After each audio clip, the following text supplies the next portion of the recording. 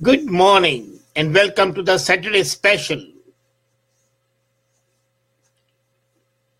In this world, we have seen the various forms of government, and long back it was presumed that self-government is the best government, and possibly it is. But the working of the democracy has disillusioned people.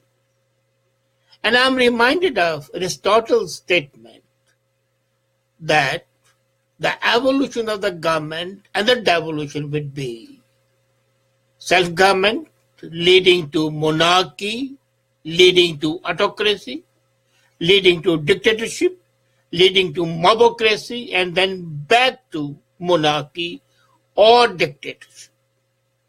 And that seems to be coming out to be true. We have seen the people, by and large, in all the democracies are essentially not happy.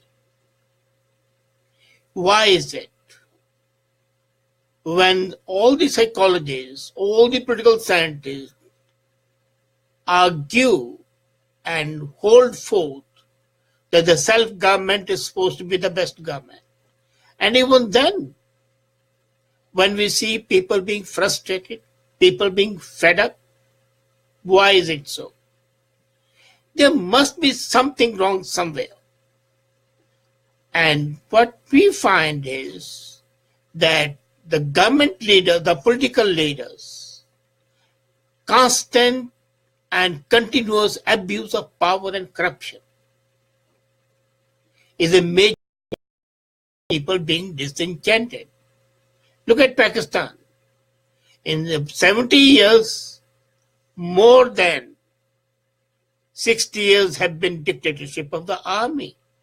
And whenever the government fails, the army steps in, which is not a happy sign otherwise, but it is there.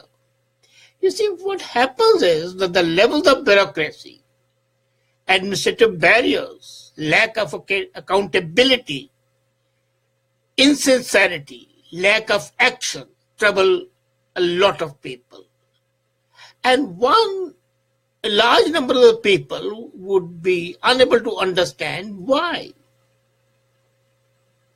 You see, to say that the democracy is a failure would not be a very, very correct statement, because there are democracies which are successful. Now, if we take the number of people who claim to endorse democracy at the face value, no regime type in the history of mankind has held such universal and total appeal as democracy does, because it increases your excitement when you're a part of the political process and the governing yourself. And yet, people are not content. Now, before we go further, let's look at one of the best democracies in the world. And that model, if adopted by the other countries, can be a great success. Power to the people is the first principle of a direct democracy. Democracy has to be such where, unlike once you elect the leaders, you are helpless, and that leader has all the potential of doing whatever he wants, subject to the constraints of checks and balances if they are. But even the checks and balances cannot control sufficiently, and that is why you need power to the people.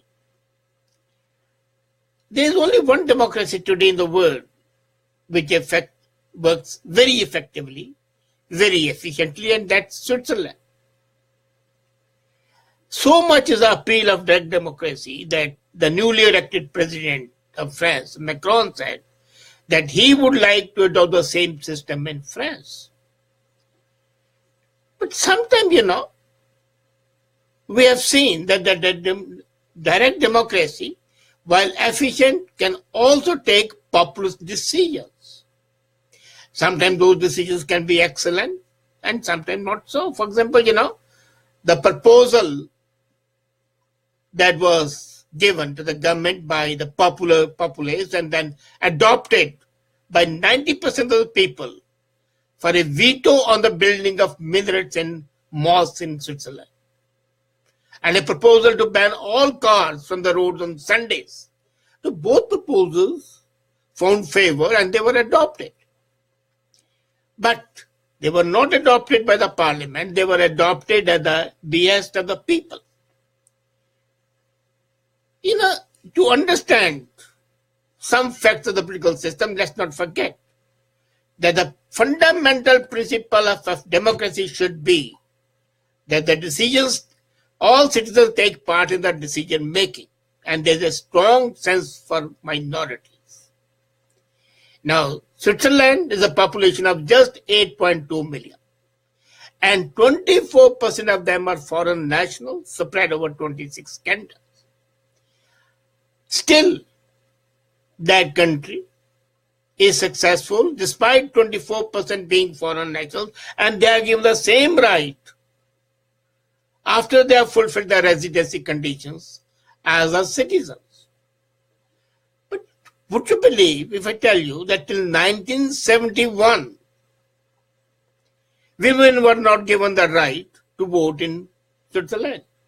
It was in 71 that the women in Switzerland were given the right to vote, but even then, there was one canton which said, no, we will not give the women right to vote, and they got the vote in 1991.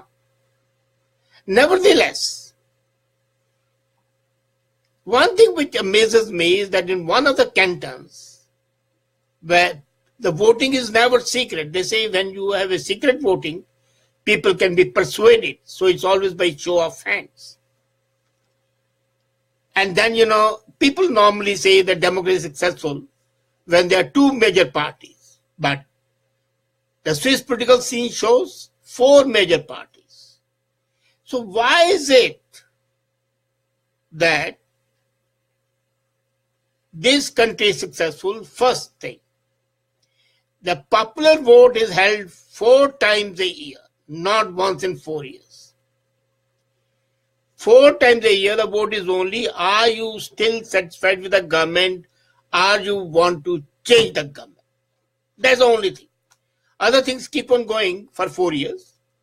But one thing they have to confirm that they are still happy with the government. And every 3 months they confirm a vote of confidence, you can say what it is. Now, second part is that this is a democracy that has been there for centuries. During the Renaissance period, the concept of democracy was introduced, and that has been going on till today.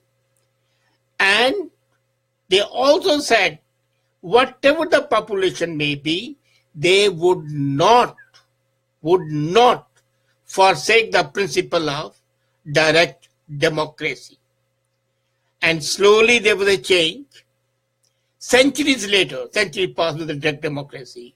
And then they had the masterpiece came, Swiss independence, William Tell, which shows the underpins the democratic principle. And then they said, we'll have religious freedom. So the ties with the Vatican were broken. Switzerland was the first country in the world, way back in 1874, when the voting rights were given to all except to women. Anyway, now they have got it. Coming to the reason for success is that there are 3 instruments of direct democracy.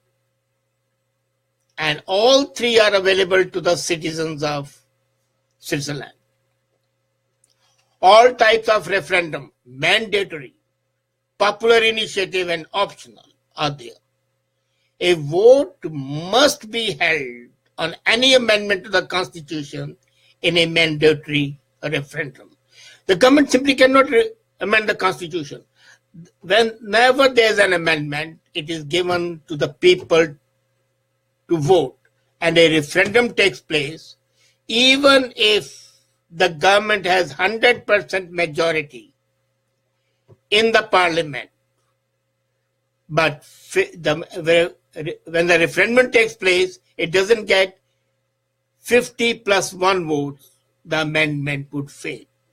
As a matter of fact, what they say is not only the referendum, but the referendum in each canton separately. So there's a double majority, total majority in the whole country, and majority in each 75% of the cantons. That's a beauty, that there are two safeguards. As a matter of fact, 1/3 of the cantons can say no amendment, and there'll be no amendment. Second is popular initiative. Any 7 citizens can join together and launch their popular initiative. These 7 citizens are called the initiative committee. So, for example, once they brought up, 7 people thought that the immigration should be stopped. So once 7 citizens sign this, they have to collect 100,000 signatures within a period of 18 months. That's a long time. And once that petition is submitted to the president, the vote has to be held within 30 days. So for collecting the signatures, they are given 18 months, but then the vote must be held in 30 days. So then the Federal Council and the Parliament recommend whether the proposal is accepted or rejected. But in case it's rejected, then the referendum has to take place. Otherwise, Parliament by itself cannot reject it. And if it's accepted, then of course, since already people have wanted this, so there's a second part. First was compulsory referendum, the second is the initiative. And popular initiatives have been great success. Since it was introduced in 1891, and by this time, 200 initiatives have been initiated by the people and successful. In 2016, this last year only, an initiative was taken that everybody must be given a minimum income, whether he works or not. But then the people said that welfare is never welcome, what we have been saying all the time. And they rejected the petition. 76.9% of the voters rejected it. And I can tell you, if the same thing happens in Canada and the so-called welfare is put up to a referendum, maybe 90% people will reject it, except the people who get the welfare. But here, people are wide awake. They said, no, basic income will make working people drones and parasites. So popular initiative is very successful, very popular. One of the closest votes in history was in 2002, when they wanted to limit the asylum seekers. And they were successful. So power to the people is there. And when Parliament passes new legislation, an amendment to the legislation, then they have to, if it's an amendment, it's a compulsory one. Otherwise, say Parliament passes any law and citizens, if 50,000 citizens join hands, they can vote against that law and the law would have to be put up to referendum. 50,000 people have to sign that petition. Till today, 78 such petitions have been successful. So are Swiss happy about the system?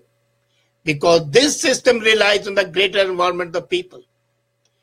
And would you believe 65% of the Swiss citizens say they are very happy with the government.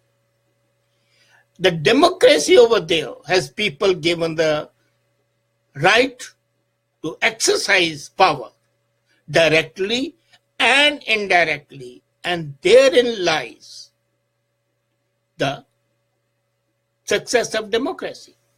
Now, if we have to protect democracy from either turning into dictatorship or into degenerating into mobocracy, then some part of